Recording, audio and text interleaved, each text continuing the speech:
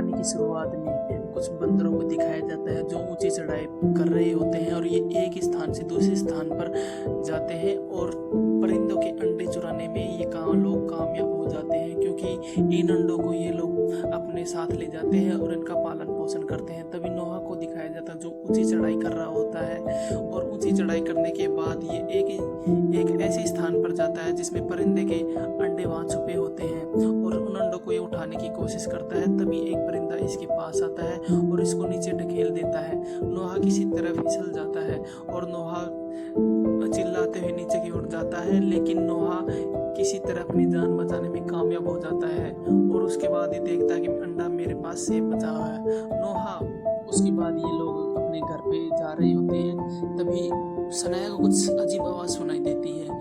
फिर सनाया अपने एक पत्थर से उसको गोल मारता है और ये सभी उसका पीछा करने की कोशिश कर रहे होते हैं, लेकिन तब तक वो निकल जाता है। फिर एक गुफा को दिखाया जाता है जिसके अंदर वो व्यक्ति जा चुका होता है, लेकिन इस गुफा में इन लोगों का जाना मना होता है क्योंकि ये इस गुफा के अंदर नहीं जाना चाहते, क्योंकि वहाँ पर कुछ खतरनाक लोग रहते हैं। उसके बाद नोहा उस कपड़े को देखता है और उस कपड़े को अपने साथ लेने की कोशिश करता है और वहाँ उस गुफा को देखते हुए उस कपड़े को उठाकर वापस अपने किले में आ जाता है और ये अपने किले में जा रहे होते हैं। उसके बाद ये अपने कबीले में आ जाते हैं और ये बहुत ही बड़ा समुदाय होता है जहाँ ये सभी रहते हैं। उसके बाद नोहा अपनी मोम से मिलता है जिसमें वो दिखाता है कि तूने अच्छी चढ़ाई की थी, और उसके पापा के पास जाता है और वो जो सुनहरा अंडा लेके आया हुआ होता है वो अपने पापा के पास उसको दिखाता है, क्योंकि ये अंडा अपने समारोह में पेश करते हैं, क्योंकि ये जो भी अंडा लेके आया हुआ था उसे राजा घोषित करने के लिए बोलते हैं।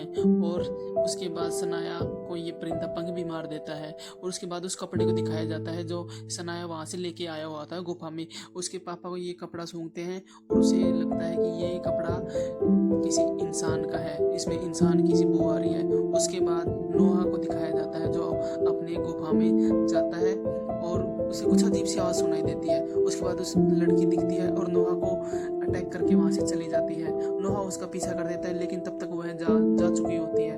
फिर नोहा देखता है कि उसका अंडा फूट गया होता है और नोहा को बहुत ही दुख होता है। नोहा को दुख होता है क्योंकि उसका अंडा फूट गया होता है, इसलिए वो अपने दोस्तों को बोलता है कि मुझे एक और अंडा लाना पड़ेगा, क्योंकि कल समारोह में बाबा पूछेंगे कि अंडा कहाँ गया तो उसे राजा बनने का अधिकार प्राप्त नहीं होगा। इसलिए वो अंडे की खोज में रात को ही निकल जाता है, एक अजीब सी जगह पर निकल जाता है। उसके बाद ये देखता है कि कुछ लोग घायल पड़े हुए हैं, उन लोगों को मार दिया होता है, कुछ लोगों को हमला करते हैं इन पे और इनकी हालत बहुत ही गंभीर होती है। उसके बाद इसके पेट में चाकू भी मिलता है जिसे अनाया बहुत घबरा जाता है। उसके बाद कुछ लोगों को दिखाया जाता है जो घोड़े पे आ रहे होते हैं। नोहा इन सबको देखकर छुप जाता है और इसमें एक आदमी उतरता है और इन लोगों को बेरहमी से मारने लगता है। नोहा ये चुपचाप देख रहा हो। उसके बाद इस व्यक्ति को घोड़े की आवाज़ सुनाई देती है, क्योंकि नोहा का घोड़ा वहीं पर खड़ा होता है, इसलिए उस घोड़े को वो देख लेता है और उस घोड़े का पीछा करते हुए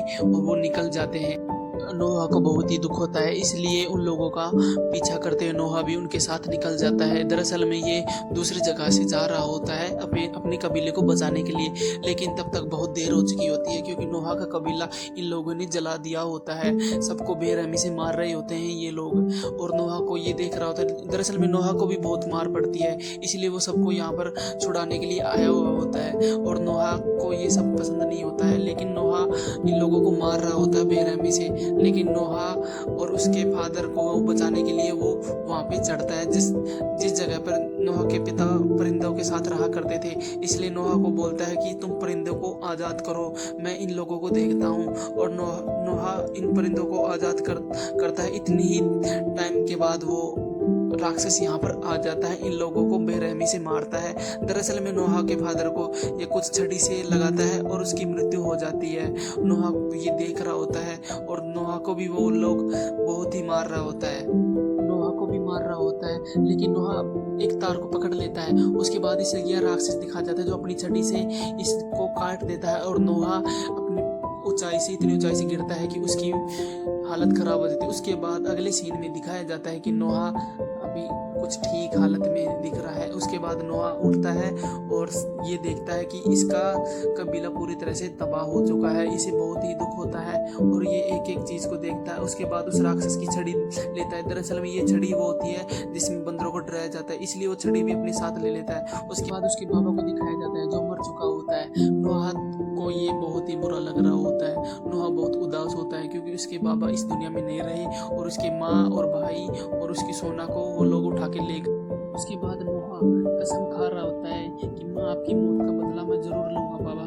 और वो उसके माँ को, अपने भाई को, अपनी सोना को वापस लेके आऊँगा और उसकी तलाश में वो चल देता है उसको खोजने के लिए। उसके बाद वह गुफा दिखाई जाती है जो पहले दिखाई गई थी। दरअसल में ये लोग उसमें जाने को मना होता है, लेकिन फिर भी वो नोहा उस गुफा में के अंदर जाता है क्योंकि उसकी माँ और भाई बहन उसी तरफ ले गए होते हैं उन गुंडों को। उसके कुछ समय चलने के बाद नोहा देखता है उसकी माँ का दुपट्टा जो उसे बेहद अपनी माँ की याद दिलाता है और नोहा आगे बढ़ता है, लेकिन उसका परिंदा भी वहाँ होता है। दरअसल में परिंदा उसके बाबा का परिंदा होता है, उसे बैठने के लिए बोलता है, लेकिन परिंदा उसको जान नहीं पाता है और उसे हानि पहुंचाकर चल देता है नोहा को। लेकिन नोहा भी छोटा बच्चा है इसलिए उसे ये पसंद नहीं करता है और वो उसको जाने के लिए बोलता है और उसके आगे कुछ समय बाद नोहा को भी कुछ अजीब आवाज सुनाई देती है। दरअसल में उसे ऐसा लगता है कि उसका कोई पीछा कर रहा होता है। उसके बाद वो एक खड्डे में गिर जाता है जहाँ वो बुरी तरह से जख्मी हो जाता है और उसके बाद उठता है। दरअसल में ये वो बंदर होता है जिसका नाम राका होता है। दरअसल में ये राका नोहा को गन पॉइंट पे ले लेता है और उसे पूछता है कि तुम यहाँ किस लिए आए होते हो। लेकिन नोहा बोलता है कि मैं अपने परिवार की तलाश करने के लिए जा रहा होता हूँ, मैं तुम्हें कोई नुकसान नहीं पहुँचाऊँगा। उसके बाद ये राका अपनी बुक दिखाता है जिसमें बोलता है कि ये कुछ जीजस होते हैं जो हमारे पहले पूर्वज होते थे जो हमको बंदी बनाते थे। दरअसल में ये एक ऐसी दुनिया थी पहले जहाँ इंसान रहते थे, लेकिन इंसानों का अस्तित्व अब यहाँ पर खत्म हो चुका। उसके बाद ये अपने अपने परिवार वालों को खोजने की तलाश में निकल जाते हैं और कुछ समय के बाद चलने के बाद राका और नोहा को दिखाया जाता है कि इन लोगों का कोई पीछा कर रहा होता।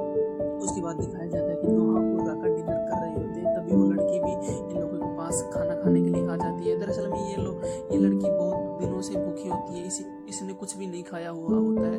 फिर उसके बाद ये लोग उसको खाना देते हैं, उसे ओढ़ने के लिए कुछ कपड़ा देते हैं और ये वहाँ पे दरअसल में ये लड़की भी इन लोगों के साथ चली जाती है क्योंकि इसकी मंजिल भी वही होती है। इस लड़के का नाम मे होता है।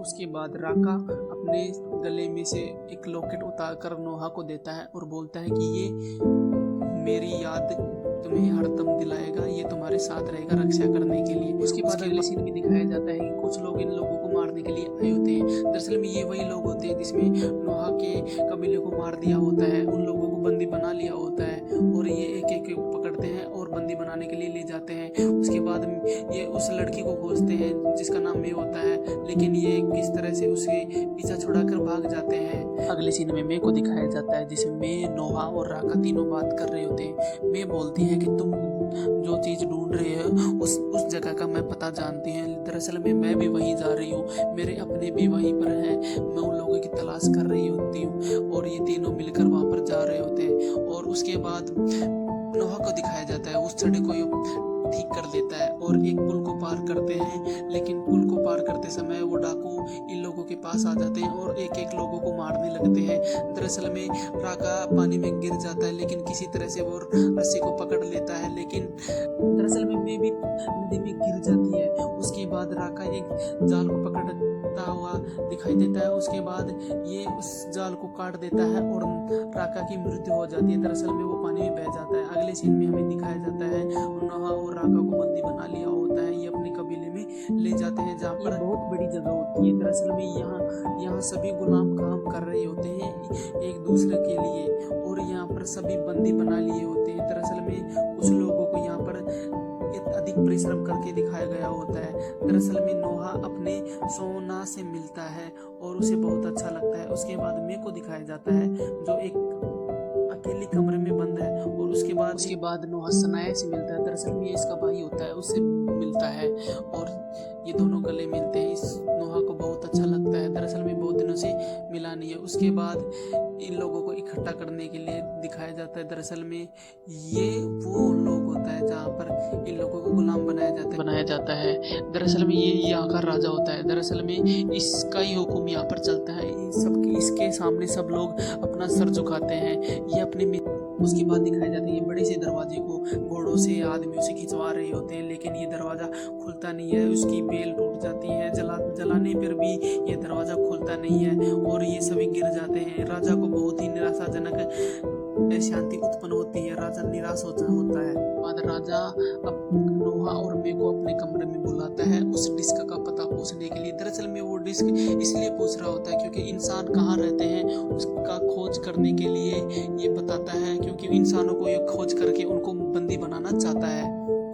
उसके बाद नोहा को दिखाया जाता है। दरअसल में परिंदा भी इससे खुश होता है और इसके हाथ पर आकर बैठ जाता है। इसके बाद उसकी माँ भी उसको छुपके से देख रही होती है। दरअसल में परिंदा उसके हाथ पर बैठ गया होता है। उसकी माँ बहुत ही खुश होती है। यहाँ के सभी लोग नोहा को देखकर बहुत ही खुशी उत्पन्न करते हैं, क्योंकि वो वहाँ का सर्वश्रेष्ठ राजा बनने के लिए तैयार था। उसके बाद नोहा और मे को दिखाया जाता है कि वो कुछ प्लान बना रहे होते हैं उस डिश को निकालने के लिए। वो एक माइंस बिछाते हैं चोरी चुपके। में नोहा, सनाया और सोना तीनों साथ में रहते हैं और तीनों ये काम करने में जुट जाते हैं। उसके बाद एक पहाड़ पर चढ़ाई करते हुए दिखाई देते हैं ये उस मिशन को कामयाब होने में। उसके बाद ये पहाड़ पर चढ़ जाते हैं और एक बड़े से दरवाजे के अंदर एंटर होते हैं और ये अपनी मसाल लेकर अंदर जाते हैं और उस डिस्क को खोजते हैं जहाँ पर वो छुपी हुई तो है। दरअसल में सनाया को वो डिस्क मिल जाती है जिसमें इंसानों का राज छिपा हुआ होता है और उस डिस्क को निकालती है और वो अपने बैग में अंदर डाल लेती है। उसके बाद ये अंदर से उस दरवाजे को खोलते हैं जिसमें राजा खोलने का बार प्रयत्न कर रहा होता है और वो दरवाजा खुल जाता है। उसके बाद दरवाजे के खुलने के बाद वो राजा वहीं पर खड़ा होता है। दरअसल में ये राजा उसे चीट कर रहा होता है कि सनाया तुमने ये क्या किया, तुम इसमें के साथ मिलकर तुमने हमारे साथ धोखा किया है। दरअसल में इन लोगों को मारने की कोशिश कर रहा होता। तभी मैं अपनी गन पॉइंट पे इसको ले लेती है और दौड़ती है और उस माइंस के पास जाती है और वहाँ से ब्लास्ट कर देती है। एक जोरदार बड़ा धमाका होता है जिसमें पानी सैलाब हो जाता है और ये पानी दरअसल में ये पानी टनल के अंदर घुस गया होता है। यहाँ पर सभी बंदर मौजूद होते हैं और एक दूसरे की जान बचाने के लिए भागते हैं, लेकिन उसी में वो राजा होता है जो सोना को मारना चाहता है, लेकिन सनाया वहाँ पे आ जाता है और नोहा को मारने लगता है। लेकिन तभी अचानक परिंदे उसे पानी में गिरा देते हैं और राजा की मृत्यु हो जाती है। उसके अगले सीन में दिखाया जाता है कि नोहा अपने कबीले में आ चुका होता है। मैं भी उन लोगों को दूर से देख रही होती है। उसके बाद नोहा और मैं एक दूसरे से बात करते हैं और नोहा के पास जो लॉकेट होता है वो मैं को दे देता है और मैं चली जाती है। उसके अगले सीन में हमें नोहा को दिखाया जाता है जो अपने भाई के साथ घोड़े पे सवार होता है। अगले सीन में वो हार्ड डिस्क उस लड़की को देती है जिसमें इंसानों का पता होता है। दरअसल में ये वो डिस्क होती है जिसमें इंसानों का पता लगाया जा सकता है कि इंसान कहाँ रहते हैं।